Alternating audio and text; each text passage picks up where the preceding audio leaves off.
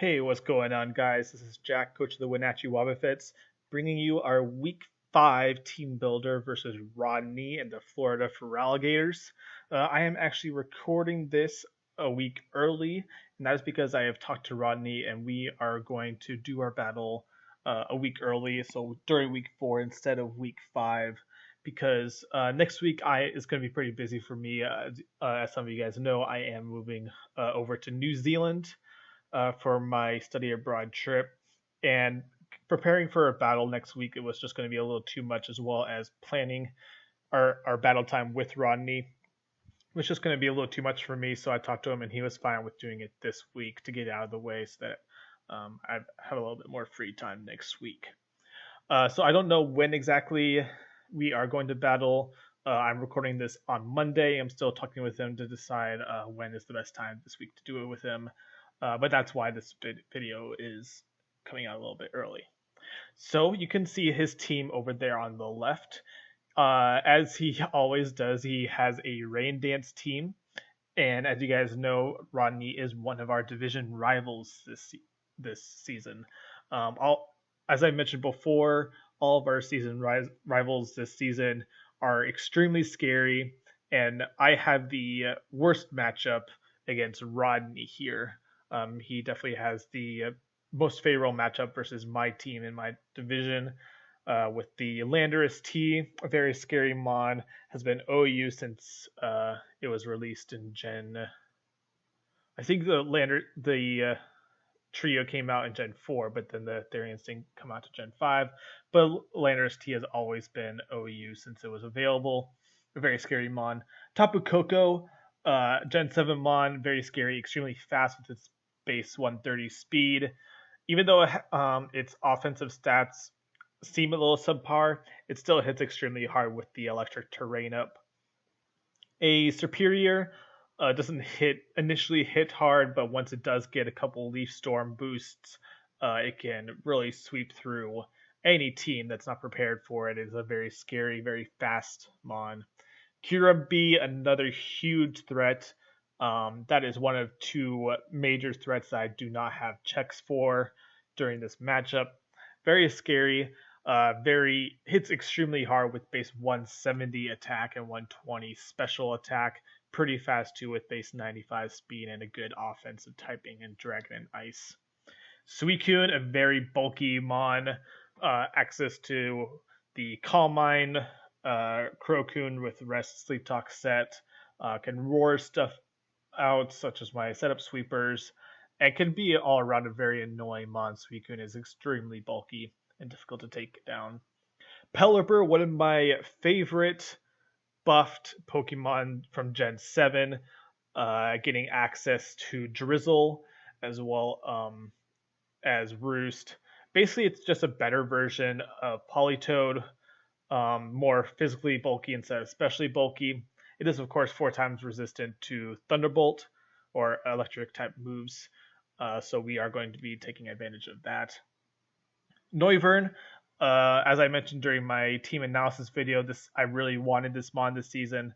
Really fast, hits relatively hard, a good choice specs or expert belt user, has a good move pool, but overall pretty fast. It outspeeds most of my team unboosted.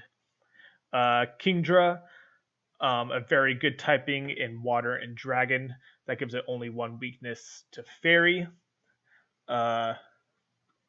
Not the best offensive stats, but has access to 2 pretty good sets. And the Kritra set with Scope Lens and Focus Energy, being able to just spam Draco Meteor over and over, or a good Swift Swim set, which is the more likely bring with his team because he has such offensive rain presence.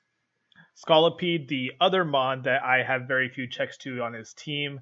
Scolipede has a lot of wall breaking potential, has a good move set, access to speed boost so that after it's on the field a few turns, it can either sweep a team or baton pass to another appropriate sweeper. Of course, in our LSBA rules, you are not allowed to pass both speed and other stats. So he cannot pass sword stances plus speed boost to something like Lando T or something. So that's something we gotta watch out for. if he brings Scolipede, I think it's more likely going to be a sweeper rather than a baton passer, just because I don't have very many checks to it, whereas other mons on his team, I have better walls to. Politoed, like I mentioned before, kind of just a worse-ish Pelipper, more specially bulky. I have a lot of special attackers this season, so I think he'll probably bring the Pelipper or over the Politoed, just because my special attackers can break through it pretty easily. And then Mega Swampert, very threatening monstrous attack stat, Swift Swimmer, so as long as the rain is up, it can wreck through most of my team without much difficulty. Of course, with 4 times weakness to grass, which I will be taking advantage of. So going into my actual team, the first one I am bringing is a Choice Scarf Zapdos. I'm really scared of a Scarfed Lando T, just because I don't have good switch-ins to Lando T, and if he predicts properly and goes to the correct move, such as Stone Edge, Earthquake, it can. I don't have very many good switch-ins to it. So I wanted to bring Choice Scarf Zapdos because it is faster. I can bring the HP Ice, which can revenge kill the Lando T if necessary. I have enough speed EVs to outspeed Scarf Kyurem B in case for some reason he wants to bring Scarfed Kyurem B. Although if he does bring the Kyurem B, I think it's more likely going to be a sub-roost set. But I just got those in there just in case he did bring such a set. Thunder, in order to take advantage of his rain, just a little extra power, and of course the doesn't check accuracy in the rain as long as his rain's up. So as long as he brings either Pelipper or Polito, which he most likely will, I'm able to take advantage of that with my own Thunders. And then Volt Switch and Heat Wave, of course, for maneuverability as well as hitting the Superior and the Scolipede. The next mon I'm bringing is my Licky. I, of course, did draft this mon, or I should say traded for this mon, in order to check Rodney's team, because it does get that Cloud9 ability, which ignores both stuff as Swift Swim on the Kingdra and the Swampert, but it also ignores the boost to water-type moves in the rain. So as you guys know, in the rain, water-type moves such as Surf, Scald, Waterfall, etc. get a 50% boost. Cloud9 nullifies that so that Swampert, Kingdra, Suicune, it's stuff like that don't hit as hard as they usually would. Assault Vest because I can eat up hits pretty well. And I'm bringing an offensive set this week. Power Whip because it destroys Swampert, absolutely annihilates it. Return for stab damage, knockoff for some support, being able to remove Mon's items will be rather nice. And then Ice Punch in order to hit Landorus T and the Noivern. Next one I'm bringing is a Scarf Nidoking. We are bringing dual Scarfers this week.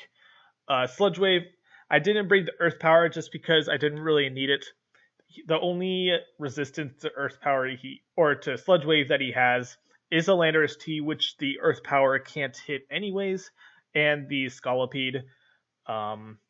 And I can use other moves to beat it anyways.